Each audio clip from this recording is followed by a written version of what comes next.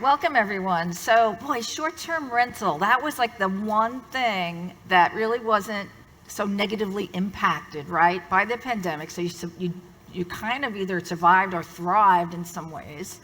Now we're kind of post-pandemic, still a lot of travel demand, so still good news. Yet we talk about the horizon, impending recession, high interest rates on real estate.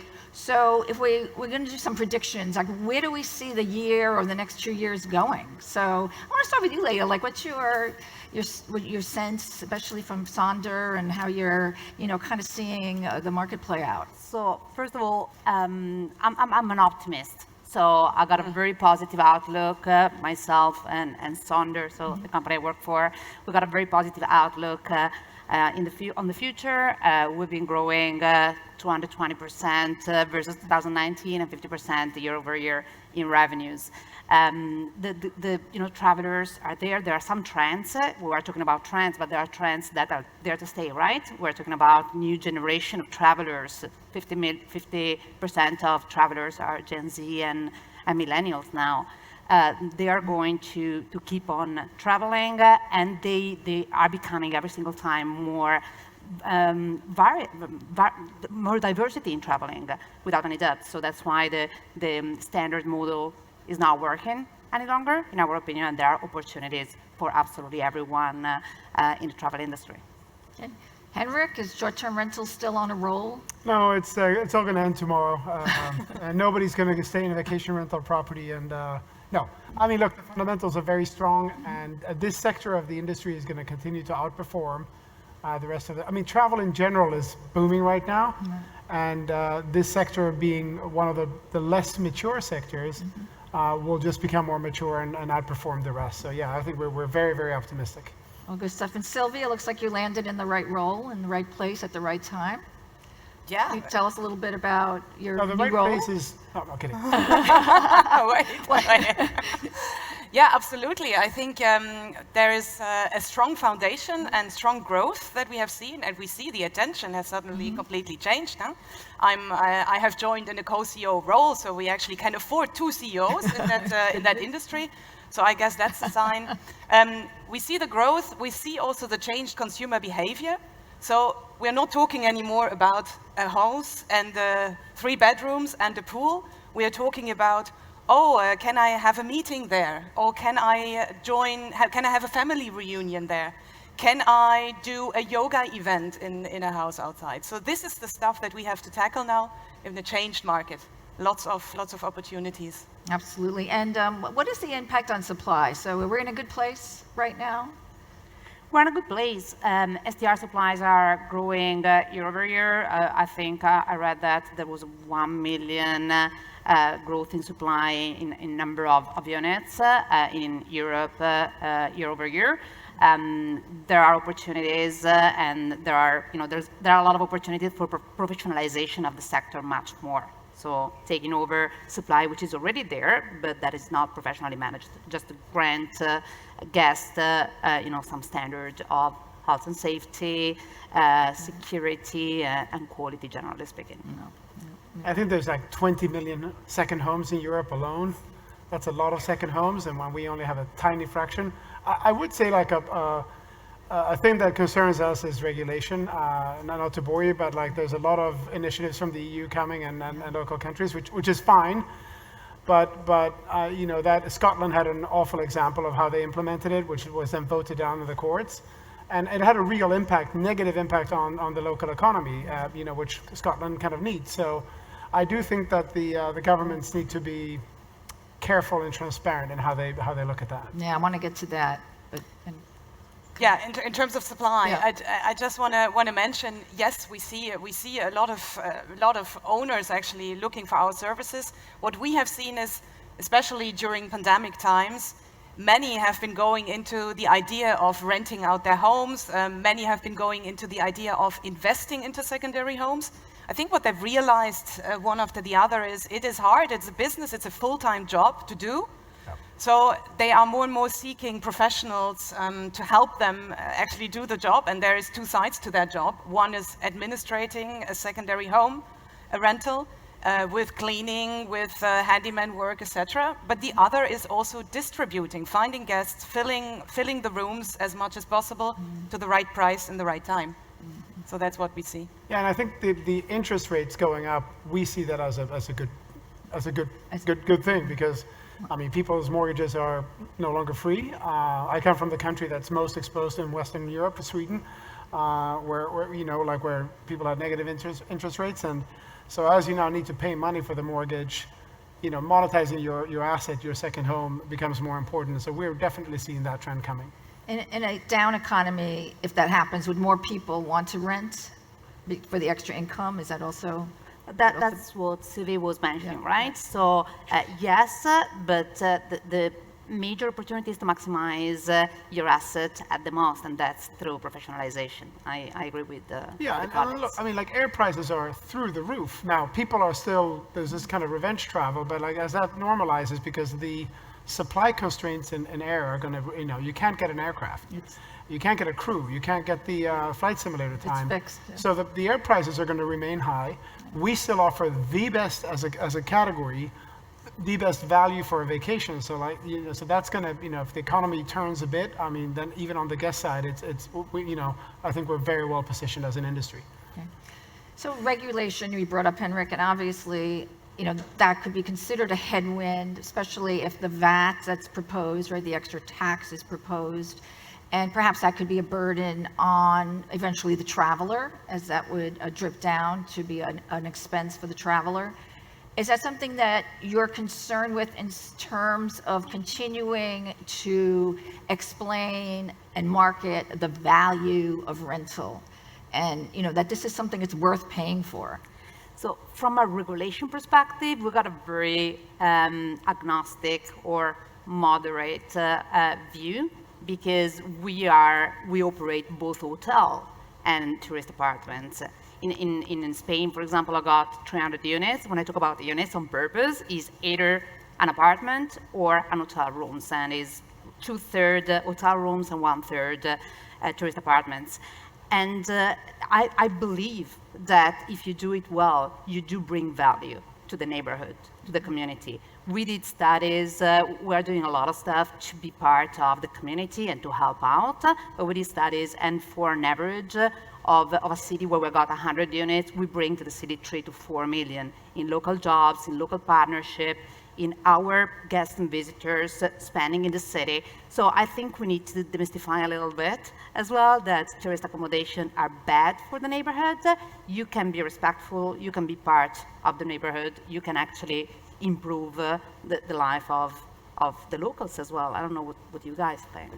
But is there also a point where you know, the VAT could impact pricing or make pricing too high, or for the value proposition is challenged? Everybody's going to be treated the same. So like, the price will normalize to where the market sustains the price. So whether that, you know, is that the owner makes a bit less or the consumer pays a bit more, like the market will dictate and sort of mandate that. I'm not really worried about that. I'm worried about the lack of clarity.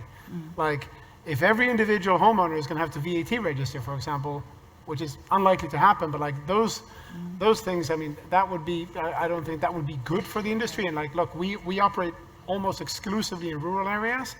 Without us, there is no electrician, there is no restaurant, there is no plumber in that village. So, and that's the type of data that we try to bring to the authorities to say, like, look, this is not over-tourism. This is, you know, on the west coast of Denmark, those villages are gone without, you know, the German tourists. Yeah, at the moment we just don't know how it's all going to play out. I guess this is what we're all facing. So we're waiting, we're following closely, and then yes, it will have an impact. Let's just say yes, it will have an impact. And mainly where it will have an impact is that, yeah, people will still travel. Will they prefer a hotel from time to time more than maybe an accommodation, a short rental accommodation? Yes, maybe, but then I would answer also, yeah, what about the families? I mean, there is not such an offer, for example, in the hotels for families or people owning pets and want to take their pets along with them. And then again, I agree with you, Henrik. We are an industry. We are an industry as any other industry, and as this industry, we are playing an important part in some countries and some regions for actually the economy. And there I would say, yeah, there's ways to do it correctly, and there's ways maybe to do it a bit less correct. Let's make sure that on the global platforms, we can actually transmit the message of how we are doing our job. And I think this nowadays is not yet done. There's lots of attributes. You can select by how many rooms you want. You know, you want the pool, you want so many people to travel with, you want a double bed, etc. But where is the category that says, okay, I'm a responsible provider of holiday homes. I actually employ people locally, etc. You cannot make that choice at the moment. You cannot display your brand correctly in the global environment. That's what I would say. And like behind the scenes, though, sorry, but like the hotel industry has been better at lobbying for a long time. Yes. They are really after Airbnb. Let's just be, be honest. Is that true? So- They're not after. Well, I don't think they really care about it. We're too small at Awaze, for example. I don't know about my colleagues here on the panel, but so clearly they've seen some of the sort of guest demand go into Airbnbs in cities. So, they are concentrated lobby and they've worked at this for years. I think we as an industry, and we're kind of gearing up now on the lobbying efforts, and we have associations that look at that, but that's a work we have to do now. As we are growing up as an industry, we also need to kind of, participate more in lobbying and inform the legislators of, all the wonderful things we do. I agree that the hotel industry has been much stronger. I don't agree with not being able to advertise yourself as a professional operator. I think that's brand reputation, and we all are working on it. But I think we need to stop looking at hotels versus apartment. At the end, guest is king, and and we will see it every single time a lot more. They start deciding where they want to go from an asset perspective, which asset to choose based on the purpose of their trip. Are they going with a family? Are they going for business? Right. Are they going in an urban city, but in a different neighborhood? They are looking for, that's the experience I want to have, and that's the kind of life I want to live while on vacation. I don't really care if I'm in a hotel rooms or in an apartment, as long as I can get the price point I want and get the services I want. And as a service provider tourist apartments, you can provide services as well, as much as an hotel. So I think that's, us against them, I think is not helping. Doesn't help. I think, Leda, you're raising a very good point, which is search, and I know this is also a question. I think what changes in search for us in our industry is that we actually have to take it one step before than we are used to. With the digital tools and with digital global platforms, our consumers, they now have the choice between, and side by side, a hotel, a vacation home, an organized package travel experience, maybe just an activity somewhere, etc. So we are all, in that mall, I would say, exposed. And we need to understand who are our consumers actually. What does make them different? And to completely differently communicate about our offering and our brand. We haven't done so before.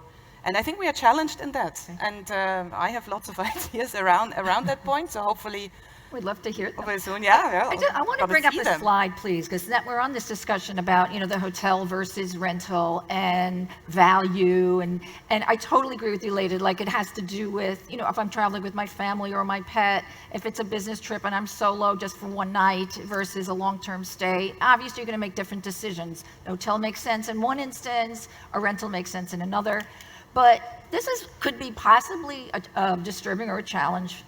And what we're showing here is that 76% of travelers are saying that they see hotels stronger in guest service, and 72% see hotels stronger in tours and activities. So do you agree that these are kind of two areas where short-term rental providers really need to step up the game?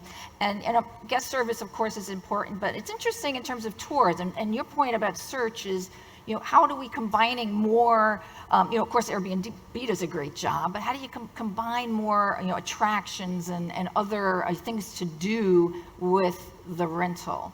So I guess we'll go around and we'll start with you, Leda. Yeah, I think we're not comparing apple to apple there.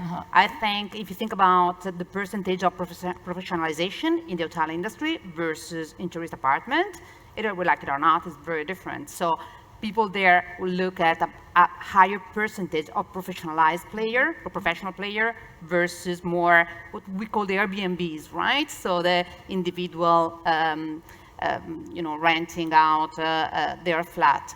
So I believe that there are some players that are doing an amazing job there.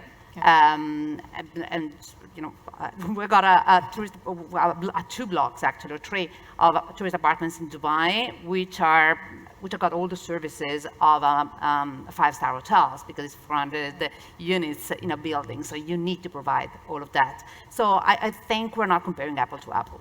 Yeah, I don't, look, hotel, there's a minibar, there's a concierge, and they can dry clean your clothes overnight. Like, I'm not even trying to compete. I don't want to compete. Like, they do a wonderful job. I've had, like, in the last month, 3 different trips. One, I stayed in one of our properties in Mallorca. One, I stayed in a guest house in Albania, and one, I stayed in a hotel. I can have very different use cases for that. And I think, like most of us, we have very different trip types within all of us, probably in a much wider range than we have in any other shopping category. Like, if you like Audis, you probably kind of stick to an Audi, but whereas travel, you can stay camping to something very different. So I will let the hotels do that, and I think that it's, again, not apples to apples, different type of guest service. So yeah, not trying to compete. Okay, so different opinion here. I could tell, Sylvia, you were like ready to jump in. Different opinion here. No, I'm not saying we as short-term rentals should provide these type of services, but we see, and this is exactly, again, going back to the consumer behavior has changed. They build their travel in a modular way. Some of them will still want the big package, but even package services, are very modular. You can now choose like every piece and model you want in your packaged travel. And we just want piece in it. And we need to understand we are a piece in that piece, in that whole cake. And so we need to find out, okay, what's in our sides and how can we integrate? I'm not saying we have to provide this type of services, but we have to give way and room and be advisors to our consumers in this type of service. I see it growing stronger, specifically in the topic of workation, just as an example, where we might need to provide meeting rooms, but our living room can be a meeting room. Let's just name it that way. And let's just make that an attribute or the category. So this is the stuff I'm speaking about, and also maybe stuff like, okay, there's activities in the area where you're traveling to. Rural areas, of course, different types of activities than usually the hotels have, but we need to communicate, we need to partner with the right people offering these services. But even the hotels are being disintermediated here, because you can order a Deliveroo or a food service to your room. Yeah. You can use, I use Google Maps to look for a dry cleaner today. So even these services that hotels used to be like a captive audience. Mm-hmm. You're not a captive audience anymore. No. I was going into the same direction. So for me now, what matters is the catalog of offer that you can provide your guests, sometimes through partnership. Before with a 5-star hotel, you were obliged, and you are still obliged to provide some kind of services, and the pickup ratio of some of those services is just null. Mm-hmm. It's just cost that you need to cover, but bring no value any longer to the guest. So you need to have a catalog of offer, and there might be the guest who just takes the room, but offering a room only, for me now, is a commodity. So you need to be able to provide something more, adding more value through partnership. Right. If you don't have the space or you don't have the capacity to do it, which is fair enough. Okay.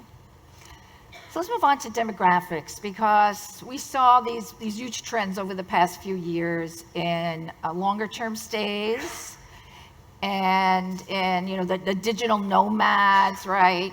But we could work from anywhere, and that all kind of fed a lot of these longer term stays and in many cases some unique locations. Are we still seeing these trends? Because many people are back in the office.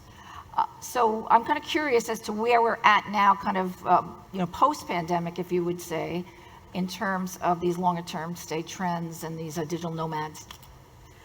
So maybe starting quickly, what I can see, I cannot see deep in the mind of my consumers yet. I try to, but what I can see is that we have more consumers traveling by 2 instead of 3 or 4.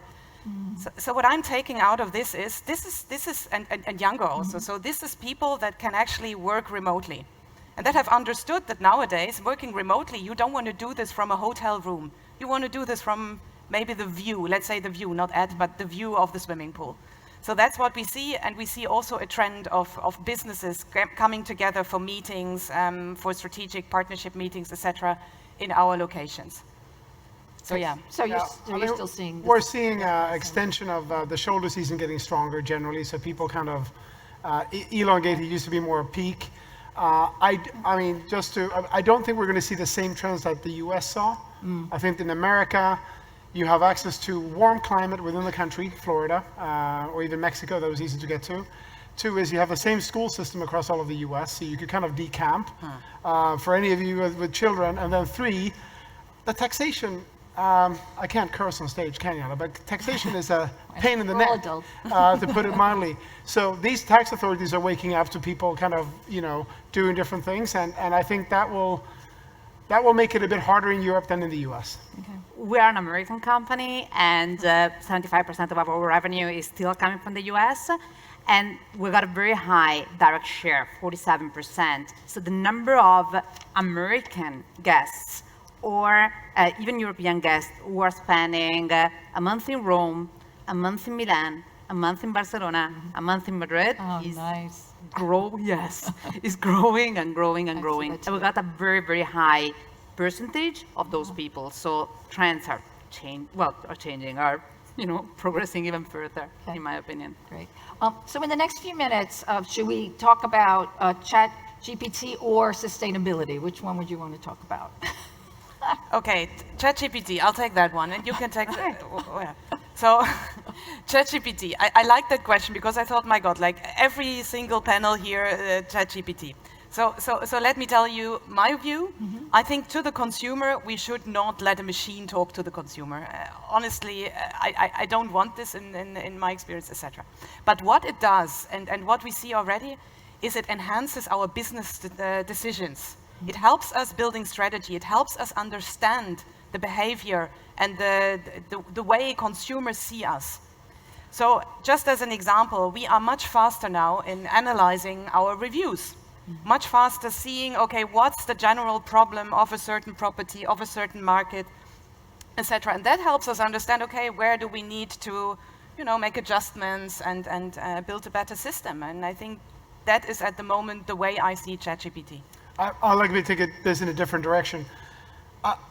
What worries me is the best people in the world who've been thinking about artificial intelligence for 10, 20 years are super worried about humanity.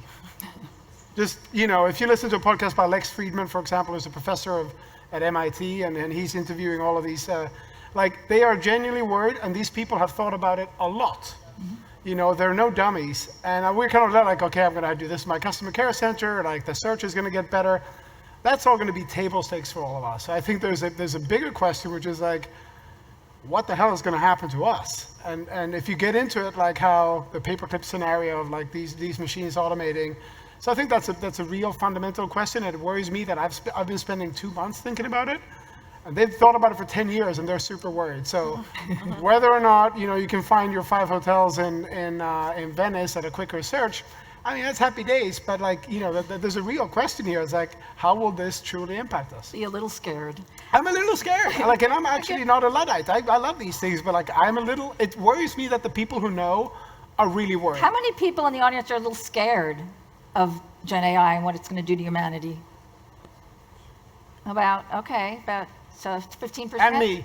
Okay, 15.5%. Scared guy. Most people. I go back to my optimism, and maybe, it's a matter of years, and I don't think I will say it. As per today, it is, I think we can do great stuff, bad stuff as well, but great stuff, but with the data that is already available out there. So there's nothing intelligent about it, in my opinion. It's like a very quick way of mixing and matching the data that is out there and providing a quicker solution. But I don't see that replacing. Yeah, well, we will in my have different lifetime. opinions there. Yeah. In my lifetime, Right, and sustainability also impacts humanity, but we don't have time for that. It will replace what we don't want to do, which is what happened with mobile and with We said that. PC, We said that right? about social networks. Oh, we're all going to bring the whole world together. It's done the opposite. Yeah, well, I've never been positive about social networks, but maybe that's personality related. So I do have one last question, and I asked this to my previous panel because the theme of the conference is Travelers, Titans, and Trailblazers. So I'm going to ask first, Sylvia, what have you learned? And I know, by the way, these three just met today. They're great people. But they're very great people, and I definitely agree. But you understand the companies that you all represent. So Sylvia, what have you learned from the Trailblazers of Awaze and Sonder? Just now on the panel, that it's interesting that we have sometimes different views, which is great, and I want to continue learn. I mean, the panel is too short to get deep into why these differences are, but I find that is interesting. That's where you grow, where the differences are. So. And what have you learned from a company that is 1965? Yeah. Yeah. Likewise, I think it's very interesting. I think we definitely need to work together because we do have a lot of differences, but a lot of common points, and we see gas in the same way. We see how the industry needs to evolve in the same way. So, love to have met the guys and work more. And Henrik, together. how did you become a Titan? Sorry? As a trailblazer, how do you become a Titan? Look, I mean, we've been around for a long time. I think it's about like, are you making guests happy? Are you making owners happy? That's ultimately what we need to focus on. Wonderful. Thank you, Leda and Henrik and Sylvia. Thank you, Lorraine.